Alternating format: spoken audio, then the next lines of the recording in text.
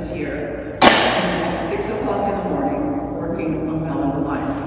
And I've never done a work in front of 17 people, all shooting pictures, and it was really interesting to do something that intimate with everybody watching. And as I was pouring the pigment, as you see here, all the particles of earth, these particles of pigment, I couldn't help but think, I'm wondering if that's how that through that just someone or some being or some energy just like destroying particles.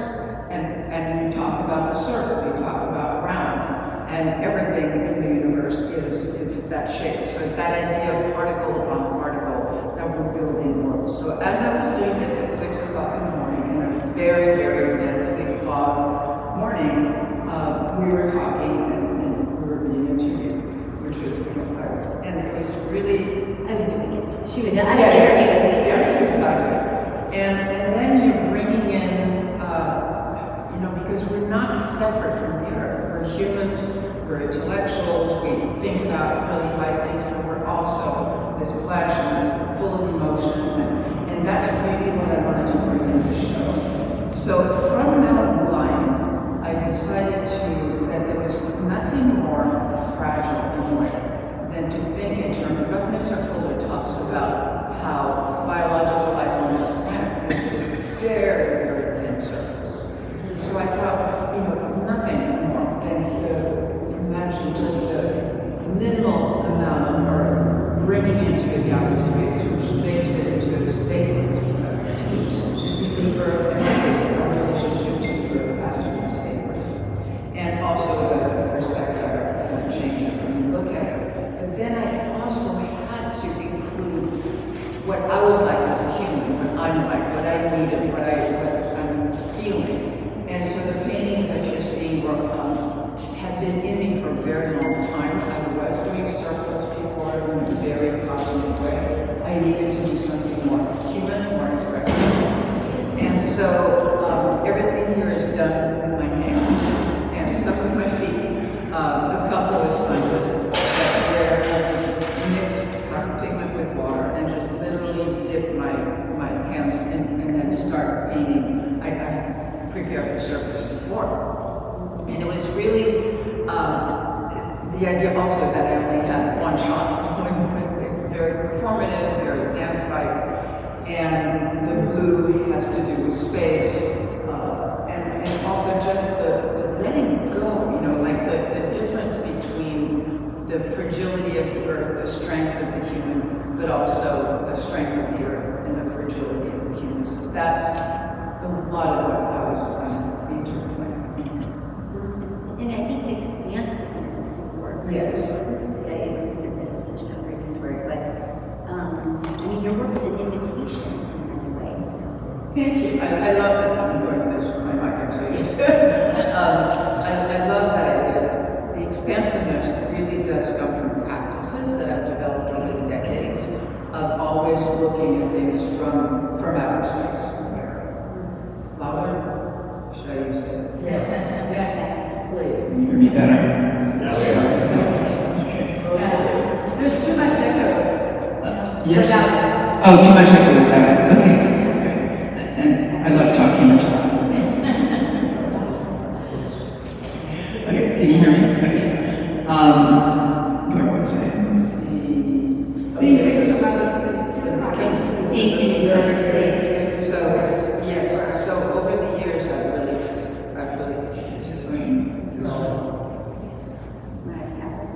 Can you hear me now? Okay. Over the years, I've developed practices of first starting, which comes from Steve Jobs, actually the first one, which is 8 minutes of gratitude, where in the beginning I would do it, but I couldn't contain it all in my head, so I started writing. And that's something that I do every day. But then I go, I've always, I swim in the ocean every day, and I would go to the beach and I practice these other kinds of meditations that put me in touch with, like as I was saying, my relationship to the sun, relationship to my breath. And so there's about 5 to 6 practices that put me into that perspective daily. And so so all the work comes, I'm always thinking that way. I do automatic writing, and I've done that forever, which inspires and creates stories that are then either put in paintings or in actual writings.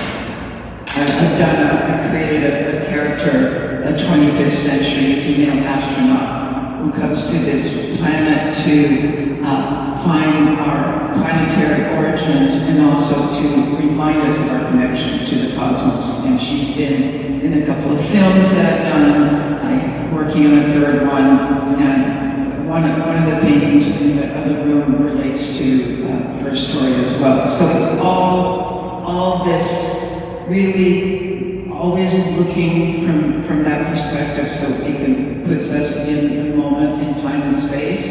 I do meditation daily that astronomers actually call the cosmic address, which is a way of presencing ourselves in the moment, in reality of our moment. By that I mean it's physics, it puts us in touch with where we are on the planet within the cosmos. I could do a little meditation now, maybe.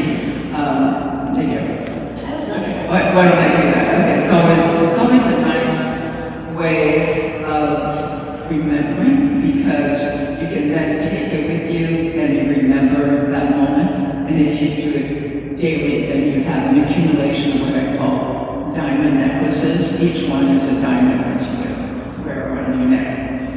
So we can close our eyes.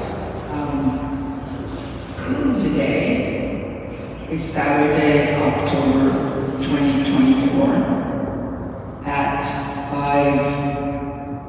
5:32 p.m. in Hollywood, California, in the United States of America, in the American continents, in the northern hemisphere of our planet Earth. Our planet, third from our solar star, our solar system nestled in the Orion arm of our Milky Way galaxy. Next to the Milky Way galaxy is the Virgo cluster of galaxies containing billions of galaxies. Next to the Virgo cluster is a super great cluster. Next to the super great cluster is Lita, which means heaven in Hawaiian, which contains hundreds of billions of galaxies right at this moment. We go back to the super great cluster, to the Virgo cluster, to the Milky Way, where at around 4 p.m., if you look at it straight on, is Orion's arm holding our solar system, our planet third from our solar star, back to the northern hemisphere, the continents of the Americas, the United States of America, the state of California, the city of Los Angeles, and Hollywood, where in a small gray building are about 50 people at Erskine on Saturday, October 19th of the year 2024 at 5:34 p.m.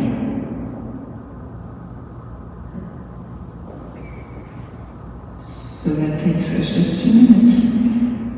And we've remembered. We've remembered where we are in this moment in time and space. I had an experience during the Great American Solar Eclipse in 2017, where at totality you take off your glasses so you could see the sun as this black circle. And what I saw was, I could see the moon, I could see the full sculptural element of the moon and the space between the moon and the sun. Physically, I could see that. It was unbelievable. Therefore, I inferred that the space between the Earth and the moon, so that I experienced physically that we are in space. It was just one of the most glorious moments that I try to capture every day. I try to think that is what's going on. And then I remember the things that did happen back in some years, red convertible with my children in New Mexico on the way to see George O'Keeffe's house. That kind of thing that again, remember. So it's just a small exercise that's really, really grounding. You do it as a family, you do it in many, many different When ways. did you start? And where does it come from, the cosmic path? Well, I do automatic writing, and automatic writing is the same thing. You start with a date. That idea of doing that kind of automatic writing came from cassette books back in the 70s. I read that in 1975. Which is good. This is exactly what I said. Saturday, October 19th of the year 2024 at 5:36 p.m. Los Angeles, California. And then I would in Planet Earth, and I don't know that I went further than that in the writing, just Planet Earth. And then I would, at first when I started doing it, it was very awkward, and I thought, nothing is coming out. And then as I did it, it's just a flow. And I have years of this almost like channeling of information, a lot having to do with light. I'm fascinated with the idea of how everything comes from supernova and explosion, and therefore all matter is imbued with light, is it? Right? So those kinds of ideas is what's in my work. But so that started, I think in 1975 is when I started the automatic writing.